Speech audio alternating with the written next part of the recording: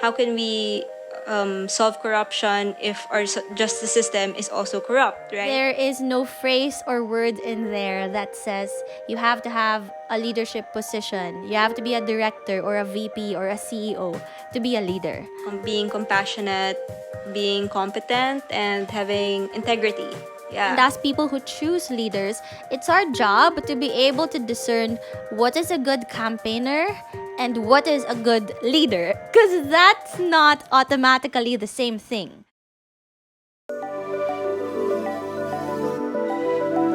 Hi everyone, we're on episode 7 of Ask Yourself Breaking Down Leadership Traits. Ask Yourself is a learning discussion where we seek questions to be more intentional of how we understand ourselves. We are two friends. We're trying to make sense of ourselves and the world together. Hi, I'm Nina Guno. I'm a writer who looks for the humanity in the news. And I'm Elisha Corpus. I'm a consultant who brings humanity into the workplace. Okay, we've been gone for a month. Can you What have we believe? been up Yeah. to? Yeah. Well, I think I can say that we used our growth mindset to try to make this a better experience for people who are thankfully supporting us and also for you and me so we can better create content and budget that with the other things that we are having to go through and do in our lives. Yeah, so applying growth mindset meant accepting our limitations. Because honestly, we were really winging it, figuring out this whole podcast thing, trying to figure out mics and audio and social media promotions and Facebook Live. So it was really just all us. And finally, we were able to consult with some experts. So we have to thank our intern, Amory, for lending us her wonderful talent in terms of branding and graphic design. And for marketing, we have my boyfriend Joms, who we consulted about how to use social media and really make this a lot more relatable to our audience. And my brother Patrick for giving us advice on how to run a podcast, how to figure out audio and editing, etc., etc. So thank you so much to them and to everyone who's really been giving us feedback. Yeah, we've been so thankful, and hopefully this really will be better for everyone. Right. So for our comeback episode, what are we talking about today? What are we talking about? So again, the title is really breaking down leadership traits, but we want to be more specific about that. And it's breaking down leadership traits and how to avoid choosing crappy leaders. So, how do we stop ourselves from making these bad choices? So, Elijah and I, we've been talking about leadership a lot. I think this crisis has really magnified the need for good leadership, for effective leadership, and what we've been experiencing here in the Philippines. Personally, I feel like it's really been poor leadership during this pandemic. We've got authorities who are not owning up to their mistakes, who are not taking expert suggestions, and who don't seem like they have a plan. So we want to figure out how we got here and what we can do about it. What Yeah. about you, Elijah? What's your take on this topic? I mean, I think for me, this is really about emphasizing the importance of leadership and of leaders. I'm the first person who will tell you that you don't need to be a leader to make change happen. Like, we are all as important as leaders. But actually, in reality, that's true. And it's also true that so much of what we experience in our daily lives, that's a direct impact of a leader somewhere who made some sort of decision.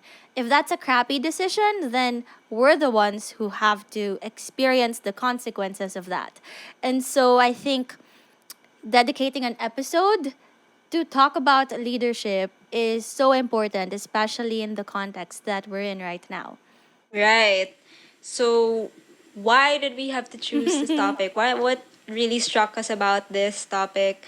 For me, my big why was that I've been seeing a lot of people, or more and more people, express regret for the people they voted for in past elections, and I think we want to look at how we can make better choices instead of just basing our choices solely on a campaign.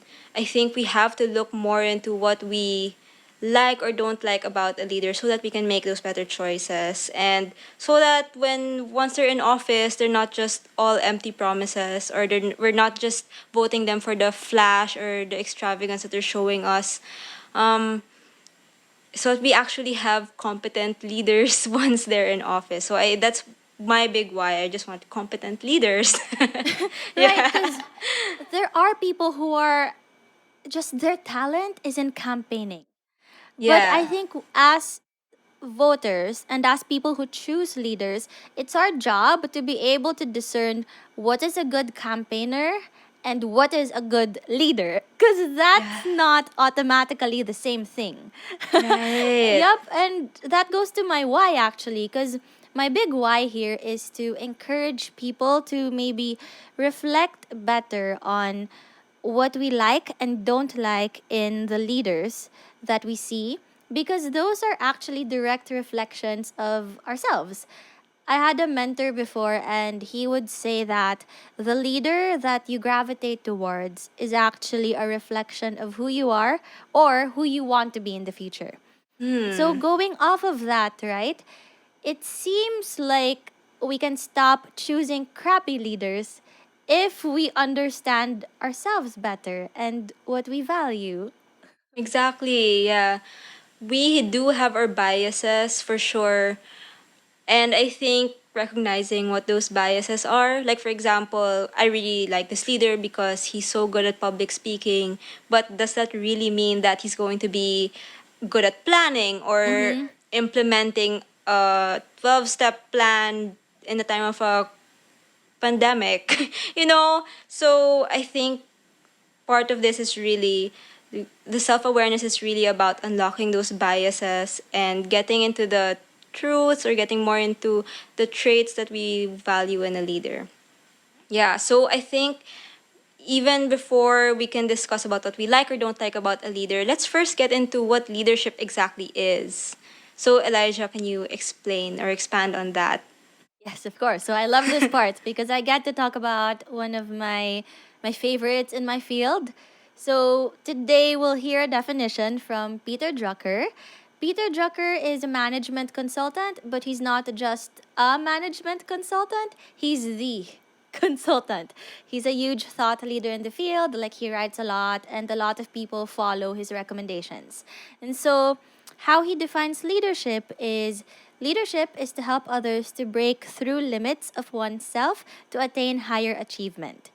If we break that down, what he's saying is it's not just about like an individual having a vision. It's about that individual being able to communicate that vision with other people so that they don't just follow. They actually want to do something to make that vision happen. And I really like that, how he describes it, because there is no phrase or word in there that says you have to have a leadership position. You have to be a director or a VP or a CEO to be a leader. At the essence of it is leadership is a skill. It's a set of mindsets and behaviors that you practice. Anyone can practice. So you can have that vision and gather people to create that vision. So it's my personal bias. Yeah, when you say that it is a set of skills, you're saying that anyone can be a leader. All Right. of us can be Mm-hmm. leaders, right? There's no such thing as a born leader, Mm-hmm. which is fixed mindset. So we also are practicing growth mindset here.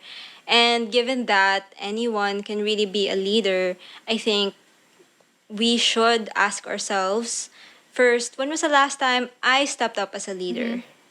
Yeah. Yeah. Surprisingly, or maybe not surprisingly, that's actually a really hard question to answer for most people, because I think we still need to shift our mindsets from thinking of leadership as a position to leadership as something that we can develop and grow every day, even in like little situations.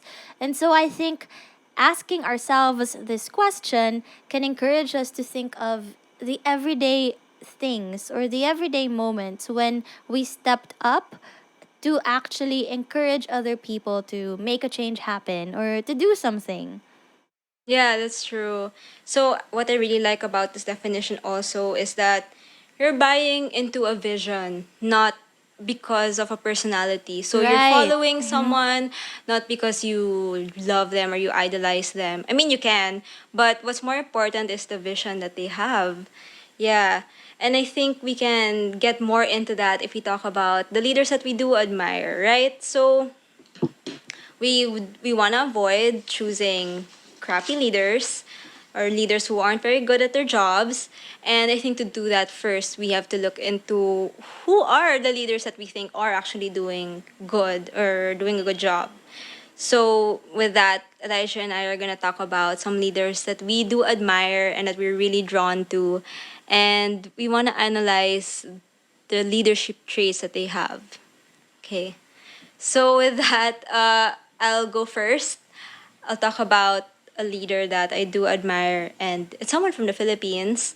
So this is Chel Jokno, and I first heard of him in the 2019 election. So those were the midterm elections, and before that, I really had not heard of him. I found out at first that he was a dean in the De La Salle University College of Law. So that was like a bias, I know, because I graduated from La Salle. But I know that I really wanted to look more into what he had actually achieved besides that. So when I looked him up, I found out that he handles human rights cases. And usually when we hear of lawyers, we think about people who earn a lot or kind of a not Yeah, they glamorous, but dress up really yeah, nicely. yeah, yeah. I would say that. So, kind of like that kind of perspective about lawyers, that they earn a lot, that they have a they have like a high standard of living, etc., etc. Um, but this guy, he chose to do human rights cases, which is really challenging, and I think because he's into that line of work, he does have a really good understanding of our justice system. And he was very vocal about, during the campaign, he was vocal about how we should change or overhaul our justice system. And in doing that, it would actually address a lot of the problems that we have. Like, for example, corruption. How can we solve corruption if our justice system is also corrupt, right? So, I really like that. That was a very clear message that he gave. I also really appreciated that even if he didn't win, of course I still wish he did. But even if he didn't, he's still doing the work that I kind of expected him to do. Like he's still making statements against injustices that are happening in the country. On Twitter, he provides legal advice, telling people what is constitutional or not. And people actually like they tag him when they feel like there was an illegal arrest and ask him for help. So I appreciate that he's really true to what he stands for. If there is anything though that I would like to see more from him, I guess I would like to see a more personal or human side to him. So I would really like to see him talk more about his role as a father. Like I remember during Father's Day this year, his kids came out with an article, really just praising their dad for being a good father. Besides doing the good work that he does, and I feel like we really don't talk about that a lot. I mean, in terms of leaders being fathers or being parents, especially in a patriarchal society, I think that's so important. I think it's really refreshing for me. So yeah, I think it would be really cool if he'd be able to do that. To talk Yeah. about his kids or his family life more. Kind of like how Barack Obama does it. You know, like he's like so in love with his Yeah. wife and And he's his really proud of his kids. Yeah. kids. Yeah, so I love to see that. Yeah, it's like the human side of them. Yeah, How are you yeah. as a friend, as a father, as a person? Yeah. Those stories I think help us connect more, yeah, to these people. Okay, so I mean, I think to be able to understand better how we're approaching this, we maybe should share our second question, which is ask yourself, what traits do I value in the leader I admire? And so, for example, like I really do like Chel Diokno, and I do. And I like the stories that you shared, your reasons for why you like him.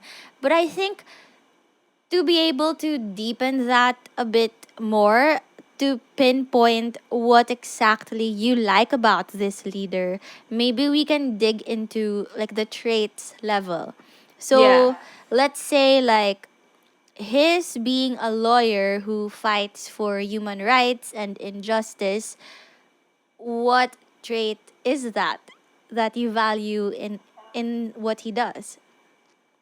For me, I think the trait is, I think one of the traits would be compassion.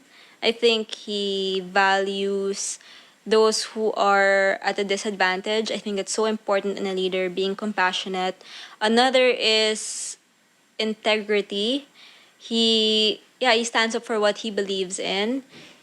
And I would also say competence. I don't think he would have lasted long in that field and be somebody that people admired in that field if he was bad at his job. Right. So, yeah, I would say, and then the fact that he was also made a dean in a school means that he's good at his job, right? So, I would say those things: being compassionate, being competent, and having integrity. Yeah. And like, do you find that even in the leaders that you gravitate towards in other settings, let's say at work or in your personal life, in organizations you join, do you find that those same traits are what you admire? Yeah, for sure. So I do volunteer work. So I would say that the leaders that I do admire have those traits, especially being compassionate. Because, if you're a volunteer doing things for free, Mm. you really have to have that heart for other people. Yeah. Yeah. How about you? Can you talk about the leader that you admire? Oh, okay. So for me, it's Lenny Robredo. Our vice president? Yes, our vice president. Love her. So I like you. I first got to hear about her during an election, but this was way back in like 2016. And at that time, if you remember, here in the Philippines, abroad in the US where I was living at the time, male politicians were just not talking about women in the most respectful way. And so to see a woman run for a high position in government, that I think was a good thing to see. To break that conversation, break that kind of talking about women in that way. And so, what I love about Lenny Robredo, as I got to know more, is one, she's a strong woman, but not in like an aggressive or a loud way. I think it's more of a silent passion that she shows when she talks, when she behaves. And it's so important because the way we train women, for example, to be more influential in the workplace is you would give them advice like speak up more or lean in. Um, don't be afraid to say no. And these standards are still based on men, Yeah. right? So I think having a role model who is not aggressive or not loud but still strong, that's very valuable for women like you and me. So and Yes, for actually sure. even men, right? Yeah, Yeah. exactly. And then the second trait that I like about her is I think she has a recognition of the people she's serving and what they need, and she really tries to communicate with them in like the most inclusive and direct and understandable way. I say that because I remember way back in 2018 there was something going on with the Supreme Court, and she released this 3 minute video, super short, but super impactful.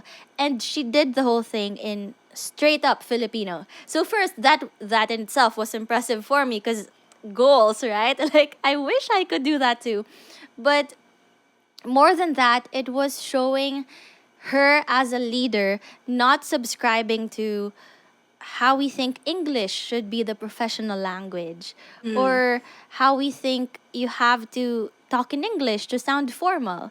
And so she just broke all of that, broke all the rules to serve the people she needs to serve. And I love that. And then the third trait I like about her is,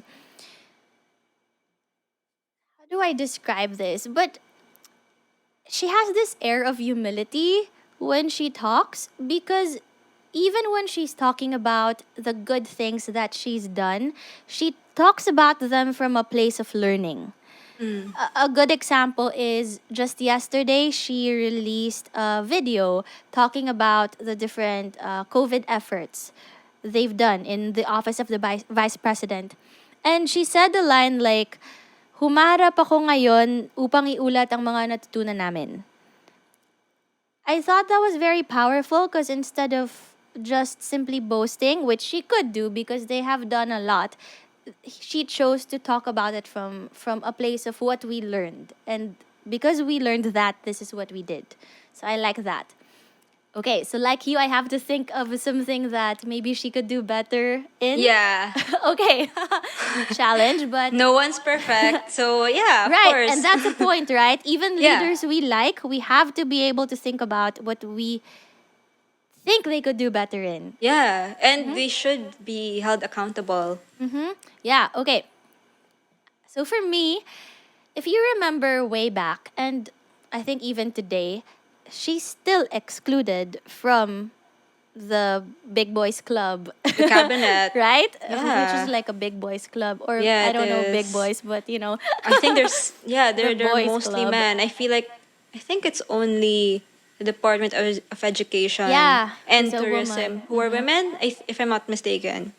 Anyway, yeah, go Yeah, on. but anyway, so right, she's excluded from those important conversations. And I think in the beginning, when that was a huge issue, give her credit naman, she would talk about it and say things against it, show that she wants something better. But after a while, it died down and she just did her own thing, which we're so thankful for that Yeah. she's still doing her own thing. I think though that happens to a lot of women who get to high positions. You figure out that if they exclude you, you can still make an impact on your own, which is Yeah. good. But again, that doesn't solve the problem.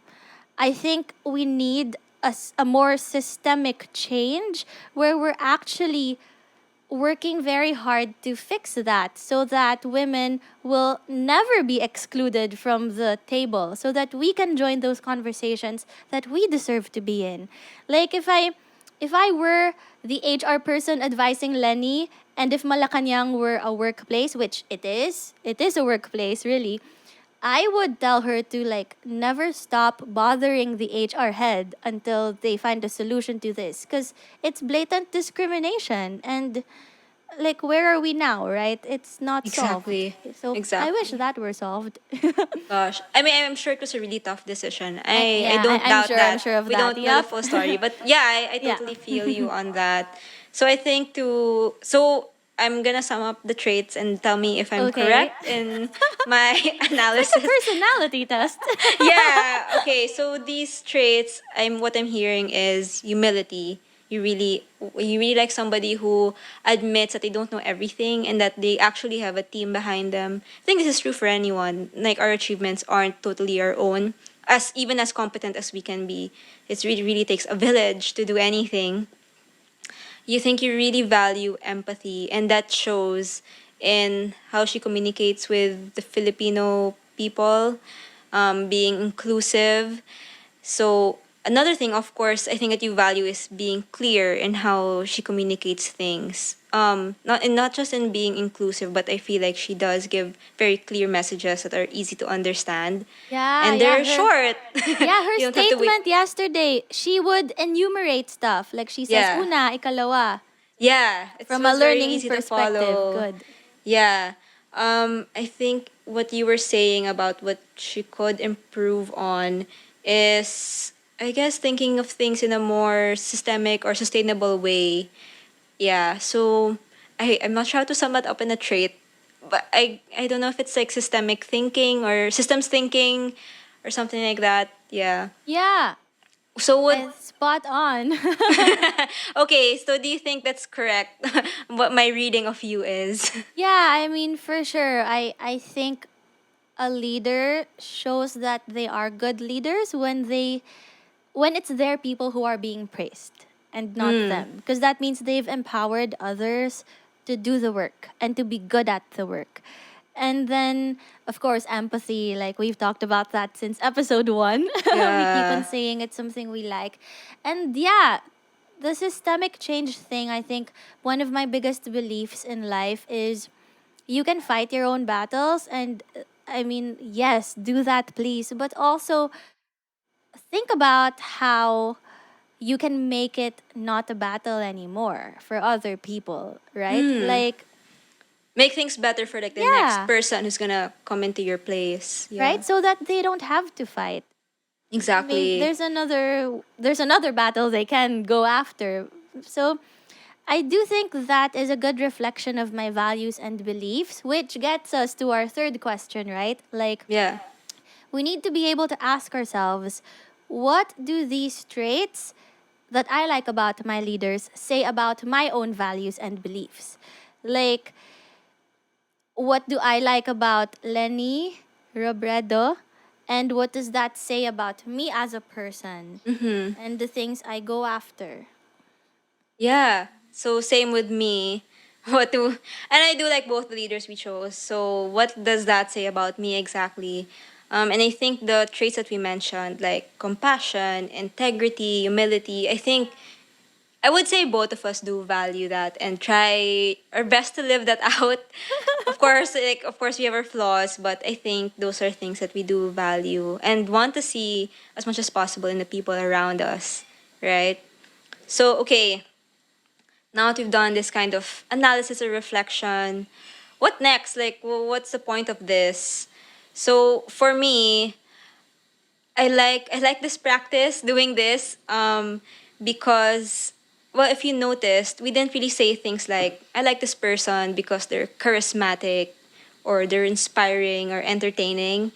Um, I think that those kinds of things that we kind of look up for in leaders, especially in a campaign, we've come to expect it. We've come to expect that we have to be impressed with them, just as a person, just as how they present themselves.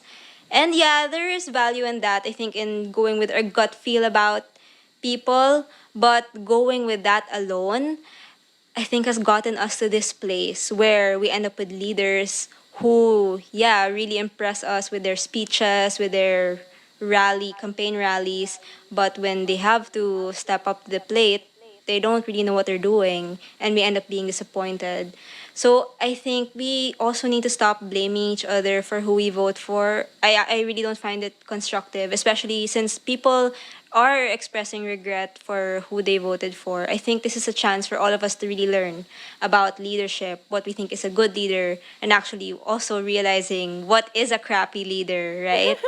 How Yeah. about you, Elijah? What do you think we can do with everything we've been talking about? You know, I one of the things I liked about what you said is the this is a chance to keep on learning. And I think beyond learning about what's a good leader or a crappy leader, it's also learning about ourselves. Ourselves as leaders and the skills that we can demonstrate in our own leadership experiences, and the skills that maybe we have to kind of practice more as we become leaders of our own. And so I think an exercise like this, where you're observing the leaders you like, looking at their traits, breaking it down into those specifics, and then thinking about how it connects to your values. If you think about that, it's also an exercise that can give you clues as to who you are and what you value and what you should be trying to practice or instill, embed even more in your own life. So I think my other thing that we can do with this kind of exercise is ask yourself these questions as you watch leaders in the news or read things about them online. And also, I hope that something people can see here is it's so easy to talk about it in a conversation with a friend. Yeah. It doesn't have to be a political analysis to to be able to Yeah. talk about this with someone else. And so, yeah, I think one of the use cases here is to pick a friend and just break down what you both like or don't like about a leader. Right. Okay, I think this is a chance for us to wrap things up. So let's go back to our questions. Okay, what was our first question, Elijah? Okay, our first question was ask yourself, when was the last time I stepped up as a leader? Okay, our second one was what traits do I value in the leader I admire? And our third question is what do these traits say about my own values and beliefs? Okay, so before we say goodbye, I think let's get more into what we meant by how do we stop ourselves from choosing crappy leaders. So for me, as I said, we do tend to vote based on gut feel, or yeah, we get drawn towards a leader because of how they make us feel. And yeah, that's totally valid. It's a totally human thing to want to vote for someone who you really relate to, but I think we can do so much better. I think we really have to confront our biases, and breaking down these traits would help you like set a standard and be able to measure leaders against those standards that you have. So hopefully next time you won't be so disappointed, right? Right? Yep. So for me, how do we stop choosing crappy leaders? Look at yourself. And to be Oh honest, my. oh my, Ouch. oh not you yourself, like Yeah, us yeah, yeah. ourselves. Yeah. Okay. Yeah, let's be honest. Like the last time we were leaders, did we do a good job according to our peers who experienced our leadership? What were our good traits? What were the things we didn't do very well? Yeah. So I think it's that self reflection that can help us understand what is a good leader, what is a crappy leader, and then we apply it to choosing managers, choosing project heads, choosing CEOs, and of course, choosing presidents. Yes. And vice presidents and, And really senators. Oh yeah, everyone. Okay, so I hope you guys learn from this talk about leadership. It's something that we really feel a lot for, and I really think we should be more open about discussing this. Yeah. All right, so thank you all so much for listening and being with us in our comeback episode. Thank you for taking the time to learn with us and for asking yourself the hard stuff. Bye.